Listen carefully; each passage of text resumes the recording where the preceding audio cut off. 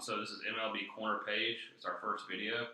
If you like what you see, definitely follow us on Instagram and Twitter at MLB Corner Page. So we're just going to give you an idea of the format today. It's just going to be a rundown of what the daily schedule will look like.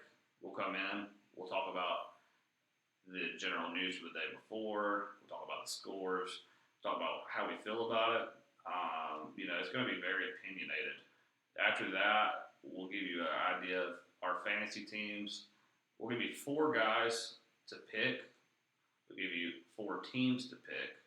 And what that does, it gives you an idea of, how we pick these guys. We're going to do a lot of research before. We're going to do a lot of we're going to go over it the night before. Look at, for instance, a team going from the East Coast to the West Coast to the East Coast, how that can affect the players. You gain sleep, you lose sleep, so it's going to be pretty in depth. So with that being said, though, it is our first video here, but just kind of introduce ourselves. So we're here in Charlotte. There's not an MLB team here, but where we lack with that, there is a lot of minor league teams. So you might not always see us just in this office. So Taylor, what are some teams that you really want to see this year as far as minor league goes? Well, I'll definitely be watching some Knights games. We're right outside the Knights Stadium, so I'll make quite a few of those. Definitely going to try to make it down to watch my team, the Braves, play. Probably all their farm teams, from the Gwinnett teams to Mississippi as well. So those are the big ones for me. Also, I'm was a big Intimidators fan, so I'll probably catch a couple of the newly reformed Intimidators, which is the Cannonballers. So they're a single-A White Sox affiliate. So we got the Durham Bulls around. We've got the Carolina Mudcats, the Myrtle Beach Pelicans, the Fayetteville Woodpeckers. We don't ever think that we're just going to be in this office giving you news like a boring regular channel. Like, we could be anywhere at any time. So with that being said, we are going to be as completely unbiased as possible, but at the same time, we are Braves fans. So I just give you an idea of our style. So, like, for instance, Kris Bryant, Nolan Arenado, these are guys that I feel like we should have gone after 2 weeks ago. What do you think? Well, you know my opinion. I think we should have made this a trade for one of these 2 guys 2 months ago, 3 months ago now. As soon as we realized that Donaldson was not going to be a lock, we should have made a move. We've done a really good job of blustering every part of our lineup. Ozuna, bringing him in is huge. We've fixed our bullpen problems, but the one thing we still lack is a third baseman. And, in the MLB, when you have 2 of the best people up for trade and you don't make a move, it's nonsense. So that's how I feel about it. Yeah, the thing is, Braves, we've got like 6 guys that could probably start in the outfield on another team. We're going to be pretty, we're going to have too many prospects here pretty soon. So we're going to give you an idea of what we would do. So, write this down. So for Arenado, I feel like our prospects really do match a lot better with Colorado. So let's see what does Colorado need? They need pitching, and they need a catcher. So anyone that's unfamiliar with the Braves farm system, we've got Contreras' younger brother, but we also have another catcher, Lane Lears, who's a bit better and is probably more of our future. So we do definitely have the pitching prospects. So I would say we could trade our current third baseman, Austin Riley. We trade Contreras.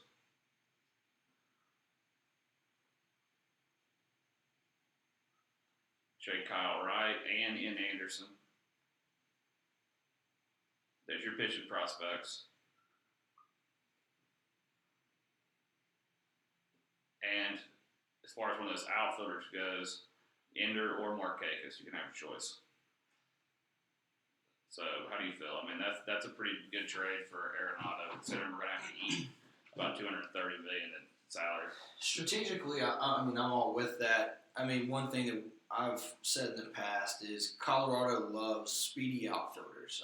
That's why they've made a move on quite a few over the last few years.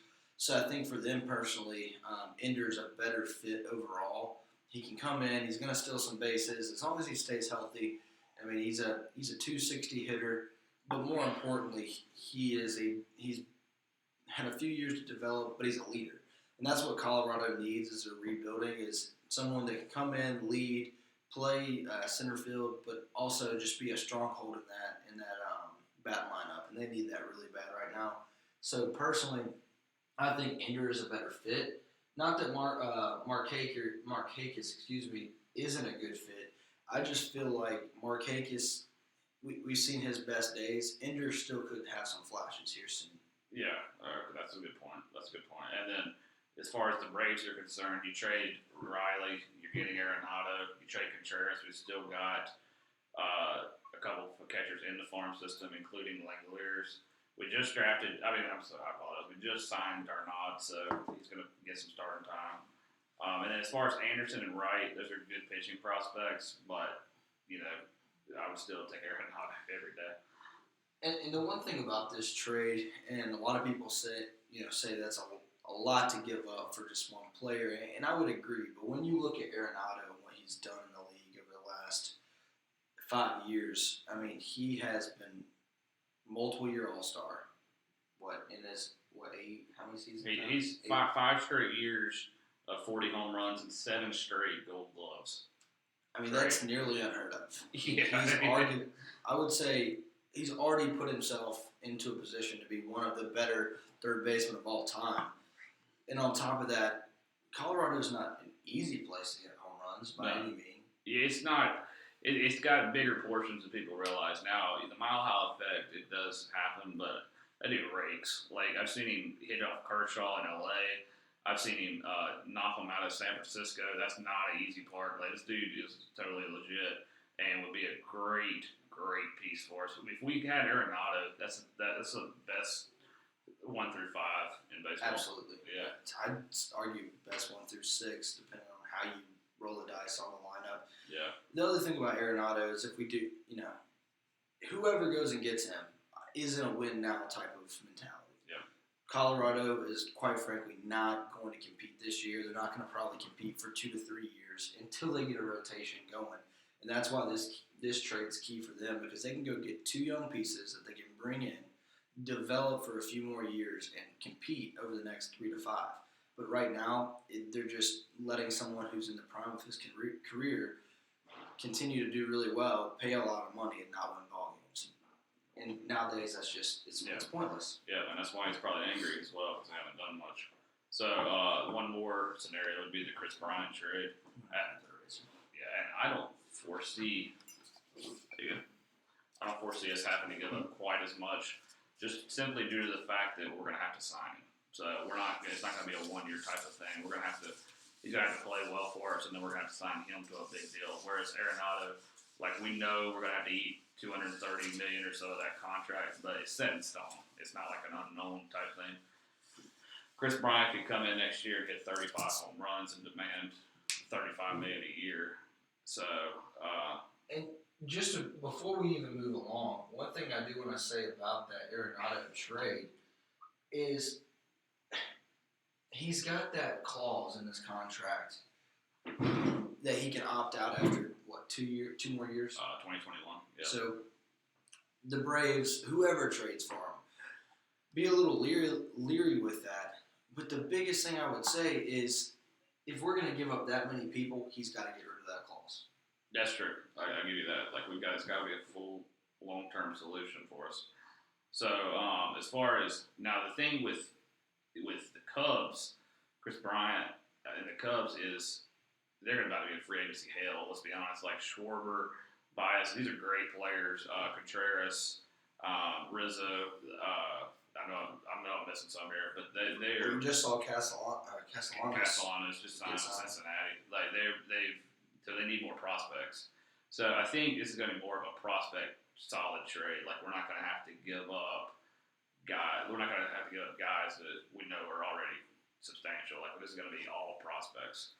And the one thing that's been key for the Braves in the past is young pitchers, and I don't think we have to give up as many young pitchers in this trade as we would with Colorado, who is in need of rotation pitchers right now. For sure. So, I mean, let's be honest. Contreras is like one of the best catchers in the game. It's, probably top 3. But the guy that behind him, Carantini, is actually a pretty solid catcher. So, I think if we can trade, they'll probably have to let Contreras go here in the near future. So I foresee one of our catching prospects, obviously not Contreras' younger brother, but just another catching prospect in that one.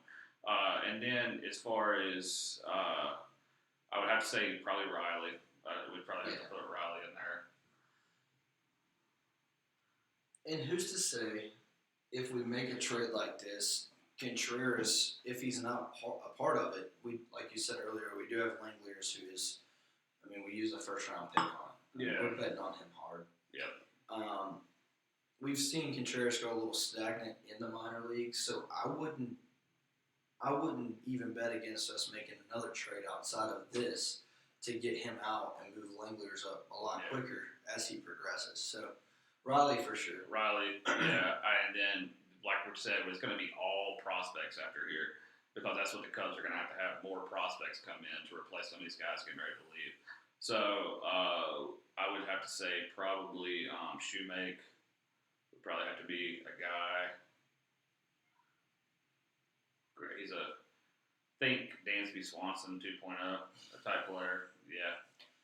When we drafted him, we both looked at each other like, what? Why the same exact player? I mean, not that another Dansby is a bad thing. Great defensive player. I mean, the kid can come in, Shoemake can come in and be a Gold Glove. But the problem is he's never going to bat over, 260? Yeah, I mean, it's just not going to happen. Yeah. So I would say Riley, Shoemake. We'll probably have to trade. We probably have. I don't know. What do you think? It's going to be Ian Anderson, Kyle Wright, or even Bryce Wilson. I'd throw in the mix too, who's had some actual pretty decent MLB exposure, just not enough, but more than the other two, I would say. So I would say, probably Kyle Wright or / Ian Anderson.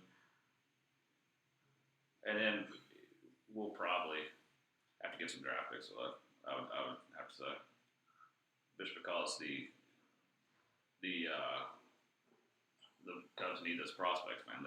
So probably 3 or 4 draft picks, and that should get the job done. Absolutely. Yeah. And I think one of the keys in whatever trade we decide to go, either the Bryant trade or the Arenado trade, the one thing that looks a little bit better for me personally, the reason personally I like Arenado. I like Arenado. The prospects match up better. The prospects match up better here, and when you look at the money over the next 5 years, there's so much more guaranteed to Arenado. There's 2 years left with Bryant, and he becomes a free agent.